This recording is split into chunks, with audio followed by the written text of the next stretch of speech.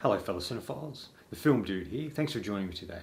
Today I'll be looking at one of Paul W.S. Anderson's early films, Soldier. This starred Kurt Russell. It was written by David Webb Peoples, who ultimately wrote an early version of Blade Runner, so this is that connection, and he really wanted this film to be a sort of connecting film to that world. It wanted to take place in that world, and it doesn't really feel like that except for this one sequence where one of the ships looks like a ship we saw in Blade Runner.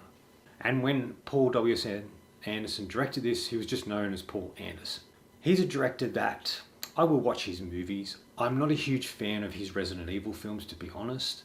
I like the third one. He doesn't direct that, but he does write it. I just feel anything outside of the Resident Evil films is a little better. This and Event Horizon and even Death Race to a point are really good. I think Event Horizon is definitely one of his better films and probably on par and maybe just below Soldier for me. I think that's really gory and interesting and has some great sci-fi elements, and it feels original, much like Soldier does. They feel original films where his Resident Evil movies are based on games, even though he doesn't take a lot from the games. So his movies are a little bit hit and miss for me. Some are good, some I don't mind, some become like guilty pleasures, like Monster Hunter I thought was really good as well. This is sort of different for him. It's a very simple story. It really looks at a soldier who from birth is trained to be a soldier, and that's all he really knows. And this is the world he lives in. He feels part of that world, doesn't question anything, and this is his job.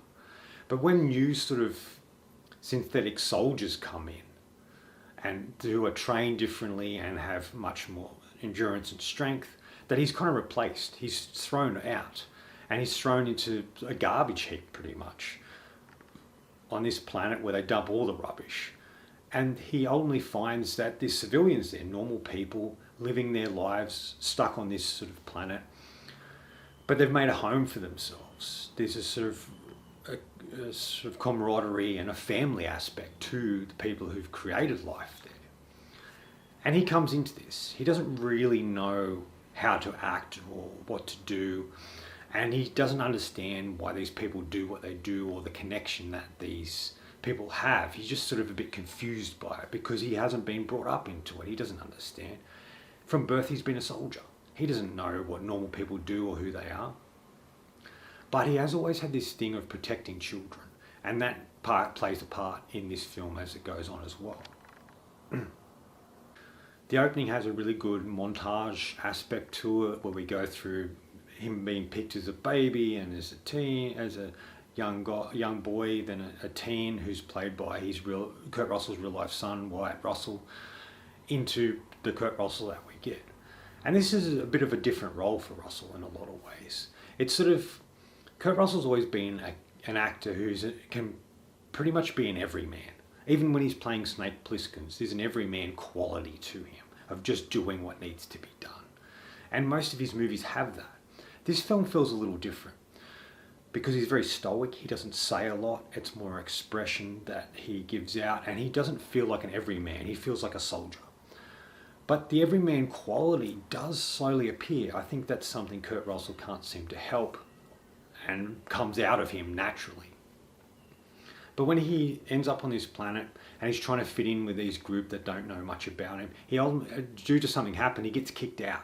And so yet again he's been discarded. That's the second family he found where he's been discarded.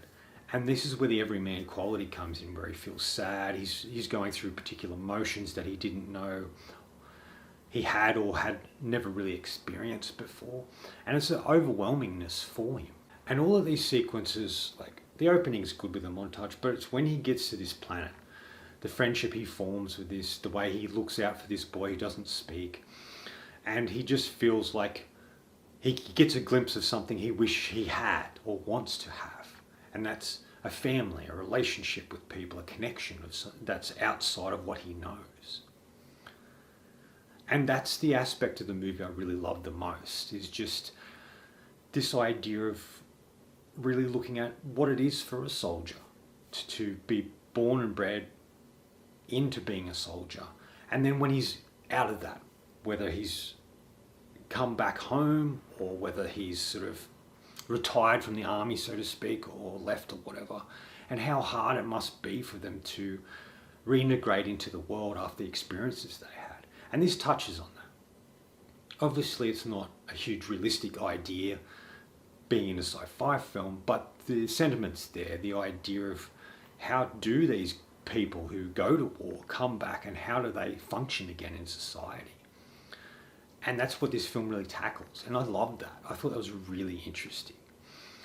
I think, like I mentioned, Kurt Russell, his performance is really great, sort of has everyman quality, but he's kind of cool and interesting and stoic, and it's very different to most of the characters he plays who are very talkative or a particular way. This feels different from him, and I like that. It feels refreshing, and one of the very few films he does and characters he plays where he's removed from the characters he usually does play in films. I think Connie Nielsen's really good in it as well, and has some good moments, and adds a real sort of idea of beauty and romance to the film in a way, just the way he sees her and realizes that has feelings towards her, but he doesn't understand them or know what to do with them, and they come out in different ways. I like that, you've got these new soldiers, but they've never been into a battle situation before, and they're not as capable as the guys trying to make them seem, and as replaceable, and realizes that the soldiers that he brings in to replace are unneeded.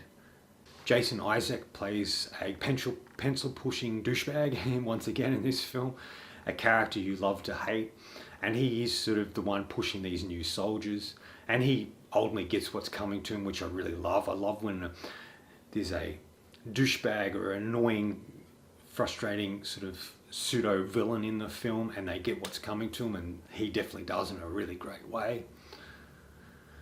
Gary Busey appears in it, and he's sort of underused. He doesn't really do much. He's just there. He has a couple of scenes and moments, but it just feels like a paycheck or a poorly written character, and doesn't give him much to do, which is sad. I think visually it's really great, especially when we get to the planet that's the rubbish, and it's sort of orange and dusty and dirty like we're in a desert. And superhero films like Thor Ragnarok and Deadpool and Wolverine have that sort of discarded place where they go that feels very reminiscent of this. So I like all of that. I like the look and feel of it. It has a Mad Max aspect to it being in the desert. And I really like the look and feel of this, and the way it's shot and the montagey stuff. And this sort of sequence is done with no dialogue, it's just imagery. It's really well done. I think the visual effects are pretty solid for their time. There is a bit of practicality. There are some digital things that don't completely look perfect or feel a little dated due to it coming out so long ago. But there is a sort of a practicality to it.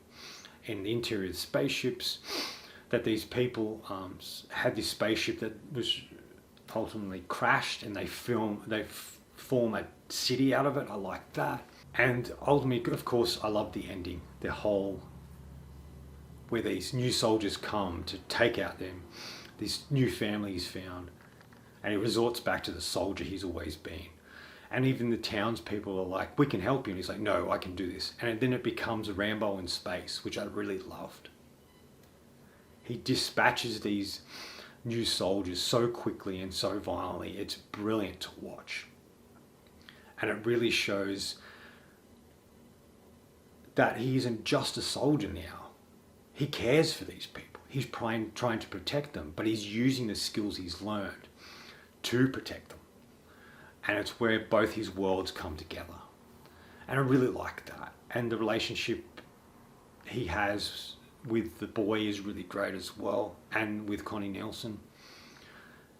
It's just a very simple, entertaining sci-fi film that touches on real struggles with being a soldier, society, and what it means to have a family, or whether you're born into it or you create your own, and the impact and importance of that, while also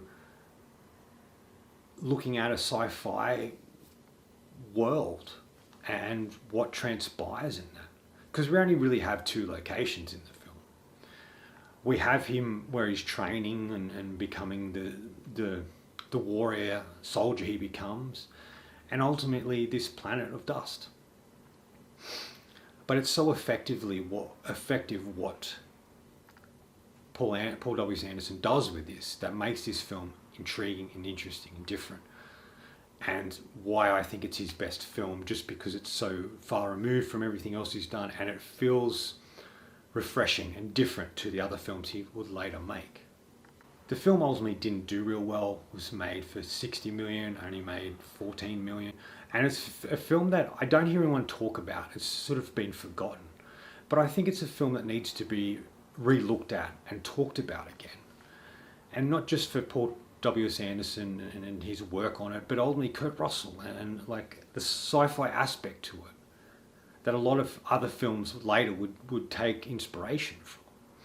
It's a film I'd love to see on Blu-ray or even like a nice 4K restoration edition, just because I think it deserves it. And I'm just surprised this film isn't talked about a lot more.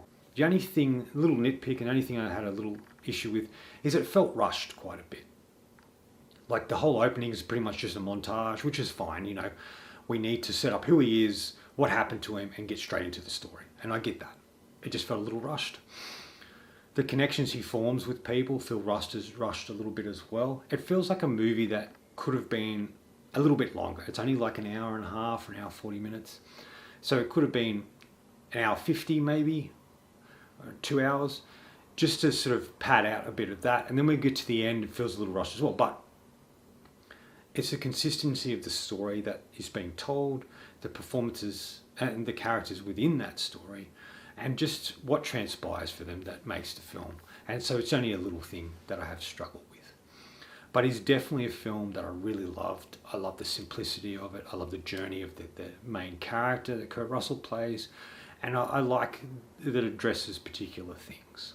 And the action sequences are really great in it as well. I do highly recommend it if you haven't seen it. If you like Kurt Russell or you like a good solid sci-fi action movie, this is definitely worth your time. Anyway, that's it from me. Thanks for watching today. And if you enjoy this video, please subscribe down the bottom. Follow me on Letterboxd and Facebook. Otherwise, until next time, enjoy the movies.